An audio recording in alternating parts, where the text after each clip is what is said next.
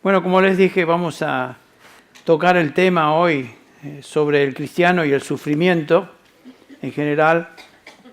Parte de la motivación de esto es porque estoy consciente de que varios en nuestra congregación están pasando por momentos difíciles, de angustia, de aflicción. Algunos de nuestros misioneros están pasando por momentos difíciles en sus vidas personales.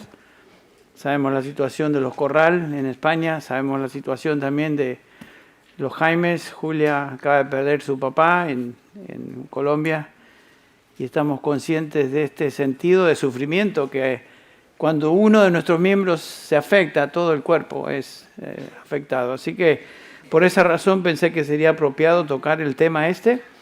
Hace 2 semanas atrás vimos la gran promesa para el cristiano en Romanos 8:28, todas las cosas ayudan a bien para los que son llamados conforme a su propósito, aquellos que aman a Dios. O sea, no es una promesa a todo el mundo, es una promesa limitada a los hijos de Dios. Y es una promesa ilimitada en cuanto a su extensión. Todas las cosas ayudan a bien. Y con eso como trasfondo vamos a hacer una pregunta y buscar la respuesta en Santiago, en el libro de Santiago. Así que les invito a abrir sus Biblias a Santiago capítulo 1. Comenzamos con esta pregunta. ¿Estás pasando por sufrimiento hoy? Quisiera saber cómo lidiar con esa aflicción. Y la respuesta se encuentra justamente en la palabra de Dios. Uno de los lugares donde encontramos respuesta a esa pregunta se encuentra justamente aquí en Santiago, capítulo 1, y daremos lectura a los versículos 2 al 4 y específicamente también leer el versículo 12. Dice así Santiago, él se dirige a creyentes dispersos, judíos dispersos por toda el imperio romano, se dirige a las 12 tribus que están en la dispersión, versículo 1, el versículo 2 dice: Tened por sumo gozo, hermanos míos, el que os halléis en diversas pruebas, sabiendo que la prueba de vuestra fe produce paciencia o perseverancia, y que la paciencia tenga su perfecto resultado o completo resultado, para que seáis perfectos y completos sin que os falte nada. En el versículo 12 nos dice Santiago: Bienaventurado el hombre que persevera bajo la prueba, porque una vez que ha sido aprobado, recibirá la corona de vida que el Señor ha prometido a los que le aman. Noten, la promesa es a los que le aman. En otras palabras, otra vez a los verdaderos creyentes, los que Él ha llamado según su propósito y por supuesto como resultado, consecuencia, aman a Dios. Y el Señor dice que todas las cosas ayudan a bien a los que aman a Dios. Y aquí vamos a ver que los que aman a Dios son los que tienen fe verdadera y la fe nuestra, la verdadera fe es probada por aflicción, es probada de muchas maneras. Santiago nos dice en este pasaje, va dirigido, como dije, a los creyentes judíos, versículo 1. El tema general es el cristiano y el sufrimiento, versículo 2.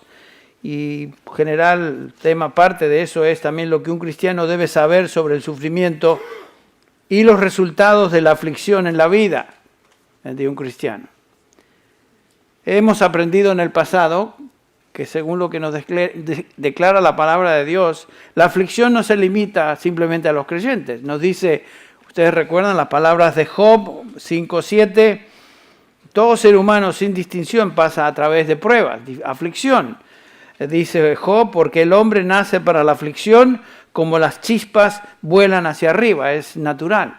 Si somos seres humanos, en esta tierra, en este mundo caído, vamos a sufrir como resultado de consecuencia de lo que aconteció en el jardín del Edén, allá en la caída, en el capítulo 3 de Génesis. Pero ¿qué acerca de los creyentes? Algunos piensan que cuando uno llega a Cristo, tal vez de alguna manera Dios Padre los exime de ciertas pruebas, ciertas aflicciones, y vemos que no es así. Todo creyente va a sufrir más. Es parte de la vida creyente, del cristiano, pasar por aflicción. Dice el Señor Jesús, en el mundo garantizado tendréis aflicción.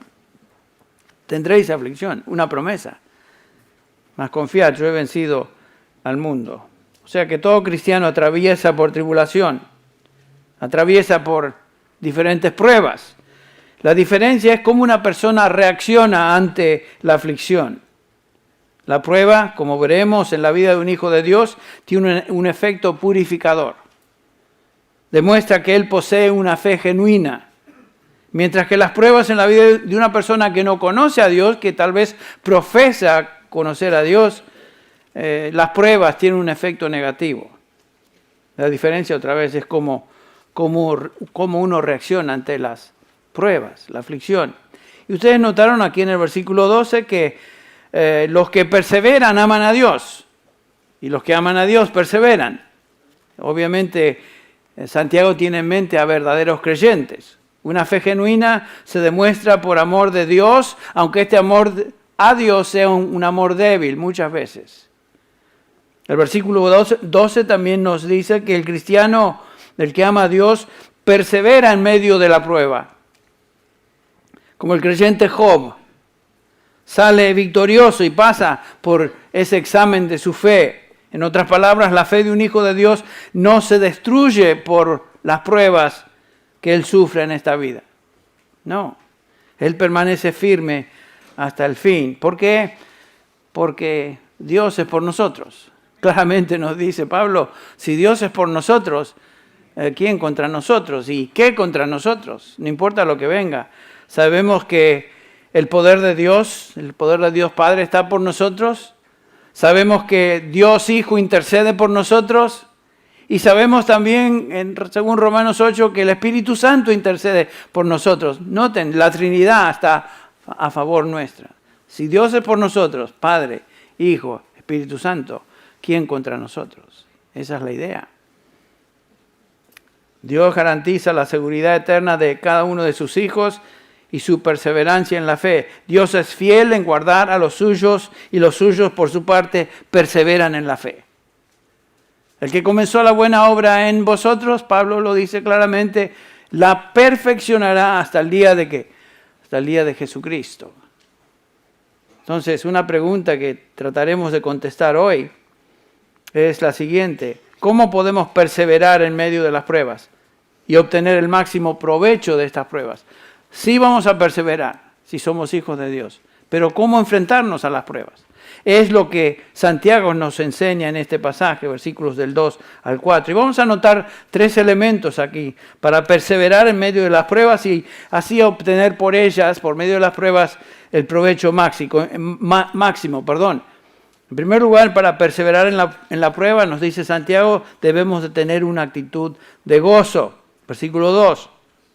Tened por sumo gozo, hermanos, cuando os halléis en diversas pruebas. Sumo gozo. Y noten que se dirige a hermanos. Estos son judíos, como dijimos, son cristianos verdaderos. A lo largo de esta epístola, él les llama hermanos míos, versículo 16 de este capítulo, 19, capítulo 2, versículo 1, versículo 5, capítulo 3, versículo 1, capítulo 5, versículo 7, versículo 9, versículo 19. Santiago se dirige a cristianos, no al mundo, a cristianos. Lo cual nos incluye a nosotros. Lo que él dice acá nos pertenece a nosotros. Y lo primero que Santiago nos dice es que, y por aplicación a nosotros, es que un creyente debe enfrentar a las pruebas, cualquiera que ésta sea, con una actitud de gozo. Pareciera extraño, ¿no? Gozo, porque en general esa no es la reacción normal nuestra cuando estamos pasando por aflicción. Tenemos otras reacciones. Sin embargo, él se dirige a creyentes en Cristo Jesús y dice: tened por sumo gozo cuando os halléis en diversas pruebas. Esa palabra tened es un imperativo que tiene el sentido de una vez por todas. Tened o evalúa cada prueba como una situación en la cual debéis demostrar gozo. Las pruebas, cuando vienen, en ese momento debemos demostrar gozo. Y noten que Santiago no nos habla de una prueba particular. Dice pruebas. Cada prueba, todas las pruebas, diversas pruebas. Y ya mencioné algunas pruebas aquí. Todas las pruebas. la prueba que estás pasando hoy, la aflicción que estás pasando hoy. Santiago, la palabra de Dios nos dice, tened eso por sumo gozo. O sea, no nos podemos evadir su mandamiento a cristianos. Obviamente, dijimos, es difícil o imposible humanamente hablando. ¿Qué quiere decir tener por sumo gozo? Obviamente no está diciendo Santiago que tened alegría cuando paséis por pruebas por el solo hecho de pasar pruebas, no. Obviamente esta instrucción no va dirigida a los sentimientos, es un compromiso consciente de confiar en que Dios está en medio de la prueba. Y por eso podemos tener gozo. Es un mandamiento a cristianos que tienen la capacidad dada por el Espíritu Santo que reside en nosotros de responder en obediencia. Este es un mandamiento, no es cuestión de que si me siento o no me siento con ganas. Es un mandamiento. Un cristiano verdadero puede responder con gozo en medio del sufrimiento y la razón que puede es porque el Espíritu Santo que reside en ese creyente le da la capacidad, el poder para responder en obediencia. Alguno dirá, bueno, es fácil para Santiago tal vez decir eso, es fácil para Pablo decir eso. Ustedes recuerdan, Pablo en Filipenses 4:11 nos dice que exhorta a los creyentes primero a tener gozo, siempre regocijados en él siempre. ¿Por qué? Versículo 11 del capítulo 4 de Filipenses dice, no que hable porque tenga escasez, sino he aprendido a contentarme cualquiera sea mi situación. Ese es el testimonio de Pablo. Yo he aprendido esto.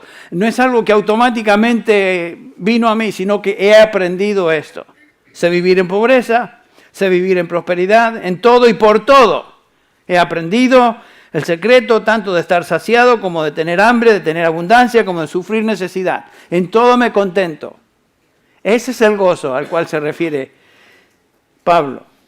Y recuerden que él está escribiendo a hermanos, ya les dijo en el capítulo 4 de Filipenses, versículo 1, regocijaos en el Señor siempre, otra vez os digo, regocijaos.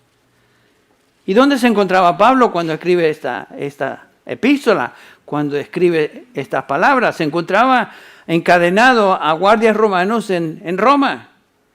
No era una situación agradable, era prisionero del imperio. Y sin embargo, él había aprendido, cualquiera sea su situación, de tener gozo y estar contento, tener contentamiento en medio de eso. ¿Ven lo que está diciendo? Pero como dije, ya no es algo inmediato ni automático en su vida.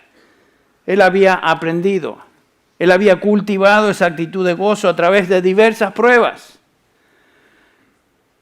Ustedes recuerdan, por ejemplo, en otra cárcel allá en Filipos, en el capítulo 16 de Hechos, encontramos a Pablo ahí predicando el Evangelio y como resultado de predicar el Evangelio y haber echado afuera este demonio de esta muchacha que le seguía, leemos que cuando los amos de esta muchacha que era esclava vieron que se les había ido la esperanza de su ganancia, prendieron a Pablo y a Silas y los arrastraron hasta la plaza ante las autoridades y después de haberles presentado a los magistrados superiores dijeron, estos hombres judíos alborotan nuestra ciudad. Alborotan, ellos estaban predicando el Evangelio. Y la multitud se levantó en contra de ellos y los magistrados superiores rasgándose sus ropas. Qué exagerados. Ordenaron que los azotaran con varas y después de darles muchos azotes, le dieron una paliza a los dos que los dejaron pobrecitos. Los echaron a la cárcel ordenando al carcelero que los guardara con seguridad, el cual, habiendo recibido esa orden, los echó en el calabozo interior y les aseguró los pies en el cepo. Este era un calabozo. Hace unos años estuvimos ahí en Filipos, donde se nos dijo, esto es donde Pablo fue echado. Era una celdita chiquita, un calabozo. O sea, no era una condición muy linda, no era una prisión como las modernas, donde todos estos individuos tienen su gimnasio, comen bien, tienen su televisión, los tratan como reyes sin vergüenzas. Están ahí porque cometieron fechorías. Aquí está Pablo porque predicó el Evangelio, es echado en un calabozo. Una celda mugrienta, sucia, sin instalaciones sanitarias, oscura, maloliente, y como si eso fuera poco, nos dice el versículo 24, que se les aseguró los pies con cepos. Los pies en el cepo mantenían las piernas estiradas y separadas con cadenas pesadas que los mantenían con muy poca movilidad. Imagínense, después de haber recibido una paliza, ahí está. Sin embargo, en medio de eso dice tener por sumo gozo. Gozaos. Francamente es deprimente eso.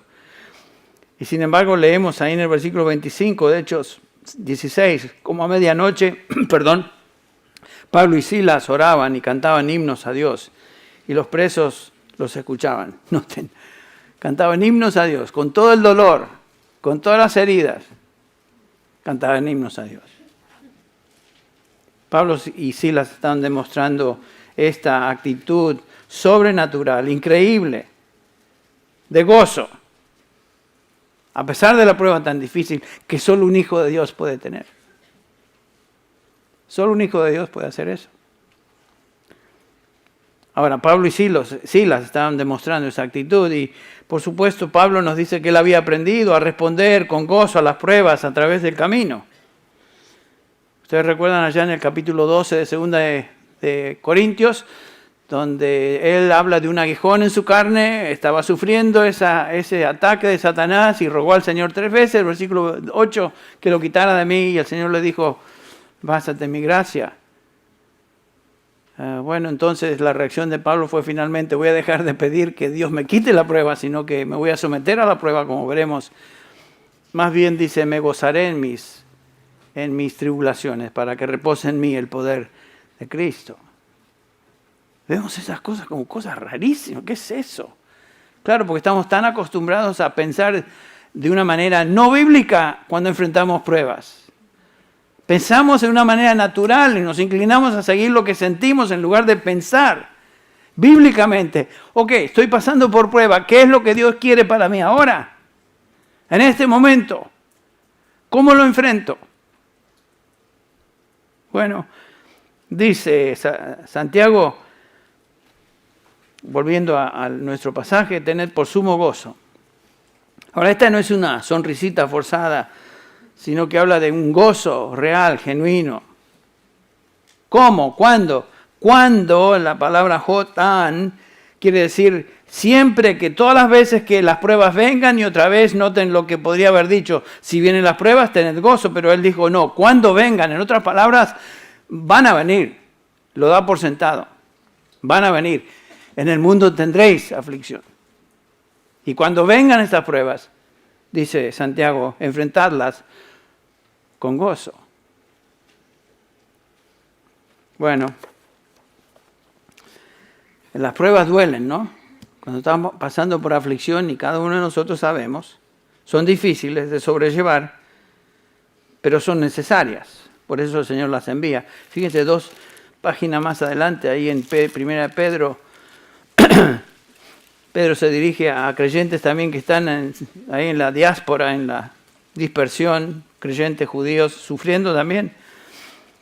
Dice el versículo 6 del capítulo 1 de 1 Pedro, en lo cual os regocijáis grandemente, aunque ahora por un poco de tiempo, si es necesario, seáis afligidos con diversas pruebas. Dice Pedro, si es necesario, no es que cuestión de sí o no, es necesario. La construcción ahí no es poniendo en duda, sino que es ya que es necesario. Esa es la idea. Seáis afligidos con diversas pruebas, para que la prueba de vuestra fe, otra vez, la prueba viene para probar la fe, más preciosa que el oro que perece, aunque probado por fuego, sea hallada que resulta en alabanza, gloria y honor en la revelación de Jesucristo. Y otra vez, cuando vengan las pruebas, y las pruebas van a venir, y nos dice Pedro que las pruebas son necesarias para pulir nuestra fe, para quitar lo que no sirve en nuestra fe. Y nuestra fe está llena de basuritas, ¿no? Y en algunos casos, basuras grandes. En Hebreos 12 vemos que el gozo es una prueba que no es natural. Nos dice el autor de Hebreos en el capítulo 12, el versículo 11, al presente ninguna disciplina, ninguna prueba, ninguna aflicción, pudiéramos agregar ahí, parece ser causa de gozo, sino de tristeza. Claro, la reacción normal es tristeza. Sin embargo, a los que han sido ejercitados por medio de ella, les da después fruto apacible de justicia. Es una actitud que debemos aprender. Gozarnos cuando enfrentemos varias pruebas. No porque las pruebas en sí sean algo lindo o que traigan alegría, sino porque Dios está llevando a cabo una obra santificadora por medio de esas pruebas. Esa es la idea. Por esta razón debemos gozarnos y lo hacemos expresando nuestra gratitud por cada prueba. Qué difícil es esa parte, ¿no? No solamente gozarnos, sino agregar más, a dar gracias a Dios por eso. Es lo que Pablo le dice a los tesalonicenses. Estad siempre gozosos. Noten, esa es la actitud continua. Qué difícil es vivir una vida de continuo gozo y sin embargo esa es la exhortación. Orad sin cesar y luego dice el versículo 18, dad gracias en todo. ¿Por qué? Porque esta es la voluntad de Dios para vosotros que estáis en Cristo Jesús. El mandamiento es de gozarnos siempre en cada situación, orando cuando pasamos la prueba y no dando gracias a Dios por la prueba. Eso es una demostración de fe y confianza en Él. Dar gracias a Dios. Viene de su mano. Es para nuestro bien. Todas las cosas ayudan para bien. Inclusive esta prueba que estamos pasando en este momento. Hebreos 12 otra vez. Habla de los padres que nos disciplinaban por pocos días, como les parecía, ustedes recuerdan. Pero Dios nos disciplina para nuestro bien, para que participemos de su santidad. Ahí está el punto de la prueba, de la lucha. Es para que participemos de la santidad de Dios. La prueba, la aflicción en nuestra vida siempre tiene un efecto purificador. No es un accidente la prueba en nuestra vida si somos hijos de Dios. Dios la envía para purificar nuestra fe. El Señor Jesús, antes de partir, le dice a sus discípulos, ustedes recuerdan, estaban tristes porque Él les dijo que iba a partir. No entendían. Y leemos ahí en Juan 16:20, en verdad os digo que lloraréis y os lamentaréis, pero el mundo se alegrará, estaréis tristes, pero vuestra tristeza se convertirá en alegría. Y después da esta ilustración, ustedes recuerdan, así como la mujer que está para dar a luz tiene aflicción, y todos sabemos que toda mujer está contenta de recibir a un hijo que viene, pero sabemos que el momento llega y tiene aflicción. Yo no entiendo esa aflicción. Reconozco que sí duele porque dice la palabra de Dios que duele y yo estuve ahí cuando nacieron ambos hijos, con Bárbara. Y yo la veía sufrir y digo, madre mía, ¿cómo puede pasar una mujer por esto? Y las lágrimas. Ustedes recuerdan si han estado ahí. Y después viene el médico con esta aguja para ayudarle. ¿Se acuerdan? Es el epidural, le dicen que le meten atrás para darle anestesia, qué sé yo qué. Este loco la va a matar. Traía un aguijón así. Y después que era como nace el bebé y ¿qué pasa? Se olvida del dolor. ¿No es cierto? Porque dice Jesús, cuando la mujer está para dar a luz tiene aflicción, porque ha llegado su hora, pero cuando da a luz al niño ya no se acuerda de su angustia. ¿Cuántos de ustedes se acuerdan de su angustia cuando tuvieron a sus bebés? ¿No se acuerdan? Pueden pensar, sí, me duele, pero no se acuerdan. ¿Por qué? Porque han traído a luz un hijo. Y eso es alegría, motivo de alegría. Por tanto, dice Jesús, ahora vosotros tenéis también aflicción, pero yo os veré otra vez y vuestro corazón se alegrará y nadie os quitará vuestro gozo. El punto es que pasamos por aflicción, pero no debemos detenernos en ese momento, tenemos que pensar en lo que viene después de la aflicción. Y a la luz de lo que el Nuevo Testamento nos enseña, hay una relación estrecha entre la aflicción y la gloria venidera. Aflicción, sufrimiento y la gloria. Sufrimientos hoy y gloria que viene. Por ejemplo, noten cómo Pablo lo describe en Romanos capítulo 8. Romanos 8. Romanos 8, versículo, comencemos con el 16. El 17. Y si hijos, también herederos de Dios y coherederos con Cristo, Romanos 8, 17. Si en verdad padecemos con Él, a fin de que también seamos glorificados con Él. Noten eso. Padecimiento primero, luego glorificación. Y sigue el versículo 18. Pues considero que los sufrimientos de este tiempo presente no son dignos de ser comparados con la gloria que ha de ser revelada. O sea que es parte de la vida cristiana. Hay sufrimiento, va a haber sufrimientos. Es necesario el sufrimiento, es necesaria la prueba. Pero eso es en preparación a la gloria que viene. No hay glorificación sin aflicción en la vida del creyente. No, es parte del paquete. Ser cristiano implica aflicción. Y eso es también en preparación a lo que viene en el futuro. Los sufrimientos nos preparan para la gloria, que es la meta final en nuestra salvación. Y ustedes recuerdan cuando Pablo está viajando ahí a las iglesias que él mismo había fundado, en el capítulo 14 de Hechos, leemos ahí en el versículo 22, que Pablo iba fortaleciendo los ánimos de los discípulos, quienes son los creyentes, exhortándolos a que perseveraran en la fe y diciendo, noten esto, es necesario que a través de muchas tribulaciones, ¿cómo? Que entremos en el reino de Dios. O sea, las tribulaciones son parte de la preparación a la gloria. Vamos a entrar en la gloria, pero no sin antes pasar por muchos sufrimientos. La prueba nos acerca al Señor, nos ayuda, nos prepara. Y aquí Santiago nos dice que una actitud que debemos tener en medio de la prueba es una actitud correcta, que es gozo. Y este gozo prepara al creyente para que su fe sea probada, o por medio de esa prueba es probada su fe, y el resultado final será una relación más cercana con el Señor hoy y en el futuro gloria. Y ustedes pueden notar, hermanos, que cuando pasamos por pruebas somos mucho más sensibles a Dios. ¿No es cierto? Nuestra vida de oración es más seria, más comprometida.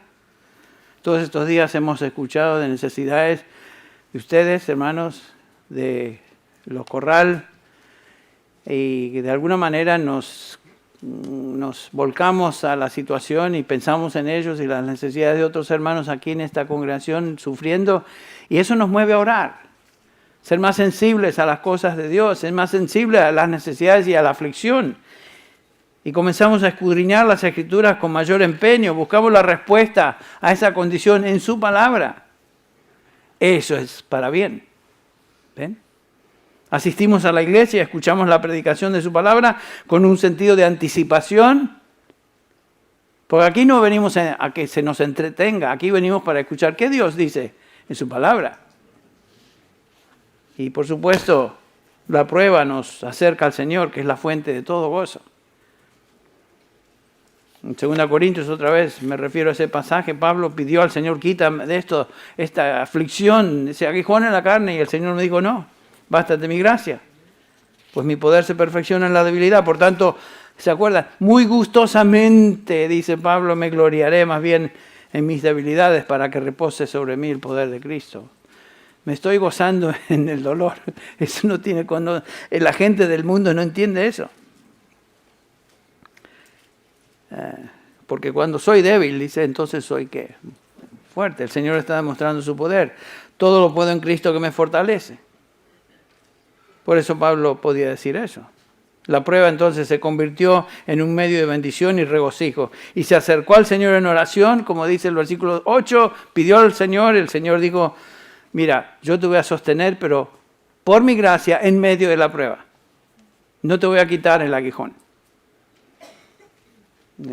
Su vida cobró un sentido de satisfacción en reposar, descansar en el Señor. La prueba causó en Pablo humildad, que es la razón por la cual la prueba vino, para que no me exaltase de sobremanera. El Señor envió esta prueba. ¿Y saben qué? El Señor envía pruebas a cada uno de nosotros con propósito. Hay cosas que Él está tratando de pulir en nosotros. Hay cosas que no entendemos hasta que la prueba viene. Y el Señor comienza a hacernos ver por la prueba que esta es un área en tu vida que debes cambiar. A veces vamos muy contentos, cantamos coritos, todo bien, hasta que pruebas vienen y no estamos desorientados. ¿Qué está pasando acá? El Señor está tratando de enseñarnos algo. ¿No deberíamos entonces enfrentar a las pruebas con gozo? Es lo que está haciendo aquí Santiago. Esto es lo que Dios nos manda en su palabra hacer. Y Pablo nos enseña cómo vivir con gozo en la vida cristiana. No un gozo porque todo va bien y las circunstancias son placenteras, lo vimos. No, sino un gozo en medio de la aflicción, cualquiera que ésta sea, física, emocional, espiritual. Lo que Pablo dice ahí en 2 Corintios 7:4, realmente para alguien que no conoce al Señor es realmente locura. Lleno estoy de consuelo y sobreabundo de gozo en toda nuestra aflicción. No tiene sentido. Sobreabundo de gozo en mi aflicción. ¿Ven? La perspectiva era totalmente distinta a lo que uno normalmente tiene. Capítulo 1, versículo 12 de Filipenses dice: yo quiero que sepáis, hermanos, que las circunstancias en que me he visto han redundado en el mayor progreso del Evangelio. ¿Qué circunstancias, Pablo? Mis prisiones, dice el versículo 13. Está hablando desde una prisión. Compañeros en el ministerio que le trataban de hacer daño y hacerle sentir mal, le habían abandonado. Y sin embargo, el versículo 15, algunos a la verdad predican a Cristo aún por envidia y rivalidad, pero también otros lo hacen por buena voluntad. Aquellos proclaman a Cristo por ambición personal, no con sinceridad, pensando causarme angustia, pero dice el versículo 18, entonces ¿qué? Como diciendo la pregunta, ¿que me voy a vinagrar? ¿Me voy a amargar por eso? No. Que de todas maneras, ya sea fingidamente o en verdad, Cristo es proclamado y en eso me regocijo y en eso me regocijaré. Noten esa actitud. O sea, que momentos de lucha y cuando las papas queman, la reacción nuestra debe ser: Señor, no entiendo, pero me regocijo voluntariamente. Te agradezco y pongo mi mira en lo que tú prometes. No me gusta lo que estoy pasando. No me gusta este aguijón en la carne. Pero, Señor, confío en ti. Esa es la fe de Job, luchando con todo tipo de aflicción, que finalmente dice: aunque me matare, aún confiaré en él. A ese gozo se refiere. Y Pablo tenía esa actitud continua en su ministerio. Miren que sufrió como ningún otro en el ministerio, como ningún otro misionero en la vida en la historia de la iglesia. Y leemos en Hechos 20:24, pero en ninguna manera estimo mi vida, dice Pablo, como valiosa para mí mismo, a fin de poder terminar mi carrera con gozo en el ministerio. El diablo quiere que los que servimos al Señor estemos amargados, nos sintamos víctimas por el ataque del enemigo, por el ataque de aquellos que tratan de deshacer nuestro ministerio o acusarnos de esto o desacreditar el ministerio, etc. Y Pablo dice: miren, a fin de poder terminar mi carrera con gozo y el ministerio que recibí del Señor, para dar testimonio solemne del Evangelio y de la gracia de Dios. No importa lo que venga, dice Pablo. Yo voy a terminar mi carrera con gozo. Y Pablo aprendió a regocijarse. Por eso estaba en condiciones de exhortar a otros y decir: regocijaos en el Señor siempre, otra vez os digo, regocijaos. ¿Por qué? Porque él lo estaba viviendo. Entonces, ¿cómo comenzamos a enfrentar nuestras pruebas? ¿Cómo podemos soportarlas? Lo primero que nos dice Santiago acá es una actitud de gozo. Gozo. Gozo porque estamos siendo probados por Dios, quien nos ama y tiene propósitos buenos para nosotros, quien controla en su providencia todas las cosas que nos suceden, de tal manera que todas las cosas ayuden a bien. Gozo porque nuestra fe está siendo fortalecida en medio de la prueba. Gozo porque es posible que el Señor nos está disciplinando para hacernos ver algún pecado, algo que está mal en nuestra vida. Y que Dios tiene que traerlo a nuestra conciencia porque está ahí y está dañando nuestra comunión con Él y nuestro impacto a otros. Gozo porque la prueba me está acercando más al Señor, a la oración, a la comunión con hermanos, a lo que realmente causa gozo. Gozo porque el sufrimiento nos está preparando para una gloria futura, porque como dijimos, y la Escritura lo enseña, no hay gloria sin aflicción. Si no podemos regocijarnos en las pruebas, quiere decir que somos ignorantes de lo que está sucediendo y somos ignorantes del propósito de las pruebas en nuestra vida y estamos demostrando incredulidad y nos encontramos espiritualmente desubicados. Y el Señor está tratando de ubicarnos y a menudo lo hace por prueba. Entonces el gozo es la primera actitud para enfrentar la prueba. Pero veamos un segundo punto que Santiago nos enseña acá. Hay ciertas cosas que debemos saber. El versículo 3 comienza diciendo, sabiendo que Hay ciertas cosas que debemos saber. El verbo es ginosco, que habla de un conocimiento personal. Este es el conocimiento de uno que ha aprendido algo por experiencia propia. Si vamos a perseverar en la prueba, hay un grado de conocimiento que nos ayuda a entender ciertas cosas. ¿Qué necesitamos saber? En primer lugar, nos dice Santiago, necesitamos saber que la prueba de nuestra fe produce paciencia. No es accidente, produce perseverancia, es la palabra. Necesitamos entender que lo que estamos pasando, lo que está sucediendo en nuestra vida ahora, está produciendo resultados benéficos. Nuestra fe está siendo probada para demostrar que es una fe genuina. Estoy soportando la prueba y en lugar de retroceder y abandonar mi fe y colgar los botines, perseveramos. Estoy creciendo. Me estoy dando cuenta que Él, Dios, es todo en mí, en mi vida. Necesito su gracia, que es suficiente, y me doy cuenta que le amo y amo su palabra. Todo eso es bueno. Eso es para bien. Esa palabra prueba aquí en el versículo 3 es la palabra dokimion, que quiere decir evidencia. La prueba, la aflicción en nuestra vida produce evidencias de perseverancia. Evidencias de perseverancia. Esto es lo que la palabra paciencia, hupomone, quiere decir, perseverancia. Tenacidad de espíritu, resistencia, se mantiene en pie en medio de la presión, esperando ser liberado por el Señor. Se mantiene, así como Job se mantuvo. El diablo trató de destruir su fe de todas maneras, emocional, física, económicamente hablando, y sin embargo dice Job, aunque me matare, aún confiaré en Él. Esa es la actitud de un creyente, esa es la fe de un verdadero creyente. No se destruye en la prueba, en la aflicción, todo lo contrario. Sale de la aflicción, confía en el Señor.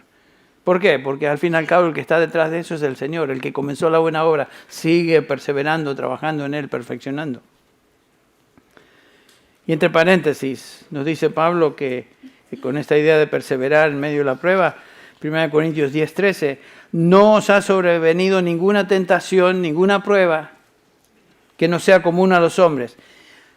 Y fiel es Dios, que no permitirá que vosotros seáis probados o tentados más allá de lo que podáis soportar. Noten eso. Sino que con la prueba, con la tentación, proveerá también la salida de escape a fin de que podáis resistirla. La misma palabra que se usa para prueba aquí en Santiago. Puede ser tentación o puede ser prueba. Depende del contexto. Y acá nos dice Pablo que ninguna prueba será más poderosa, más grande de lo que podamos sobrellevar. No todos tenemos la misma capacidad de resistir. No todos. Un bebé cristiano enfrenta las pruebas de acuerdo a su habilidad de soportarlas. Y Dios nunca nos dará una prueba que no podamos soportar hasta que nos haya colocado en situaciones o pruebas preliminares que nos hayan fortalecido al atravesar por ellas y nos preparen ahora para las pruebas que siguen. El Señor no nos va a dar una prueba que sea más allá de lo que podamos soportar. Eso es una promesa de Él. El Señor Jesús, ¿se acuerdan ustedes ahí en el jardín de Getsemaní cuando vienen los alguaciles tratando de apresarle a Él? El Señor, leemos ahí, hace la pregunta en Juan 18:4, ¿a quién buscáis? A esta horda de malevos. Y ellos respondieron, a Jesús Nazareno. Y Él les dijo, yo soy. Y cuando les dijo esto, yo soy, retrocedieron. Qué imagen, ¿no? Retrocedieron y cayeron a tierra. Qué poderoso habrá sido ese encuentro de Jesús con esta gente. Y Jesús les volvió a preguntar, ¿a quién buscáis? Y ellos dijeron, a Jesús Nazareno. Y respondió Jesús, os he dicho que yo soy. Por tanto, si me buscáis a mí, dejad y id a estos. En otras palabras, Jesús sabía que sus discípulos en ese momento no estaban listos para ser apresados y recibir una prueba más allá de lo que pudieran soportar. Y el Señor los cuida. Por eso es la promesa del Señor en 18:9 de Juan, para que se cumpliera la palabra que había dicho, de los que me diste, no perdí ninguno. Él nos cuida, Él los cuidó.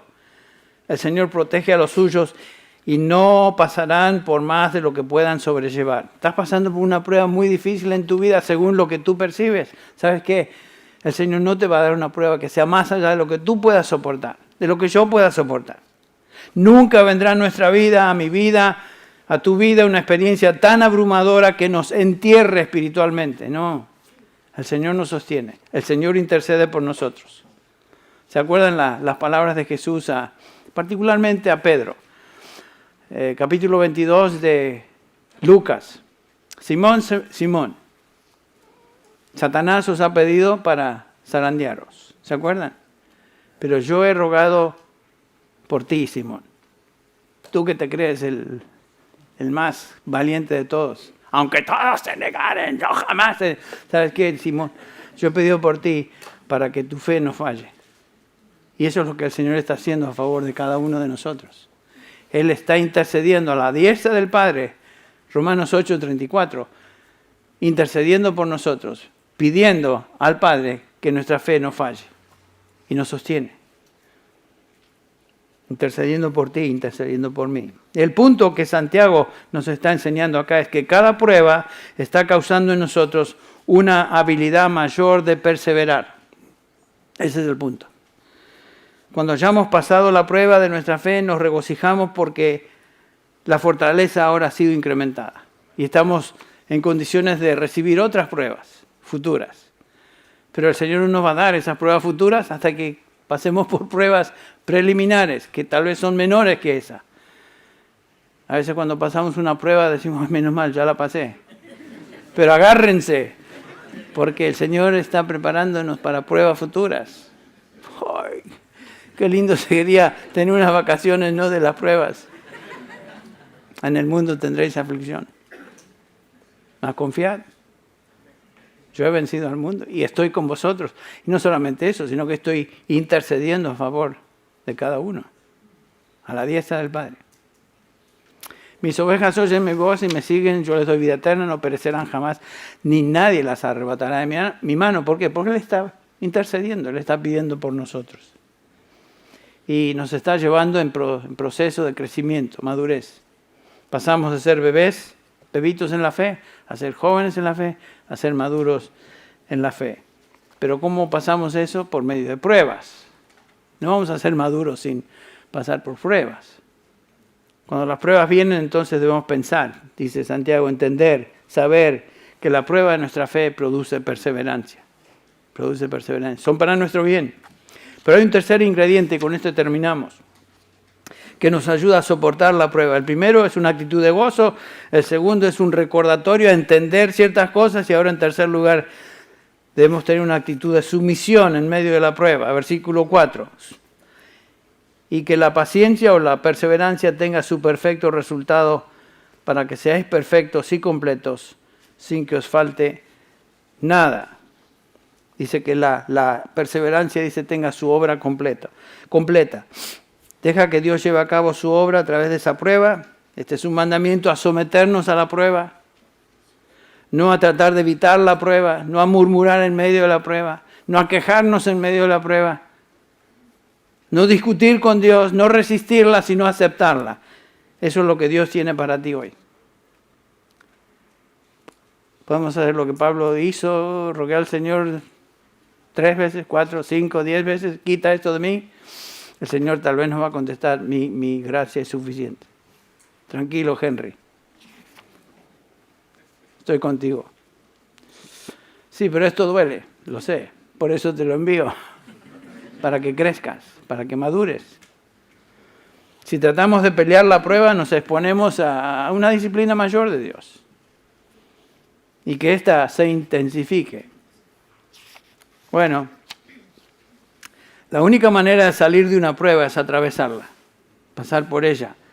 Es como pasar a través de un túnel cuando vamos en tren. No hay salidas laterales. La única manera de ver la luz al otro lado es pasar por el túnel. Lo mismo con las pruebas. Lo mismo con las pruebas. Deja que la perseverancia, dice Santiago, tenga su obra completa. Dios dará su salida a su tiempo, aunque estemos en el túnel. Y la obra completa, telión, se refiere a madurez espiritual. Tiene la idea de virtud espiritual, equilibrio espiritual, justicia, estabilidad. Gálatas 4:19 nos dice el apóstol Pablo acerca de estos creyentes: hijitos míos, por quienes de nuevo sufro dolores de parto hasta que Cristo sea formado en vosotros. Esa es la idea de madurez. Ser como Cristo equivale a ser completo, maduro. Y hacia esa meta nos dirigimos más. Nos dice Pablo que fuimos predestinados para ser conformes a la imagen de su Hijo. Romanos 8:29.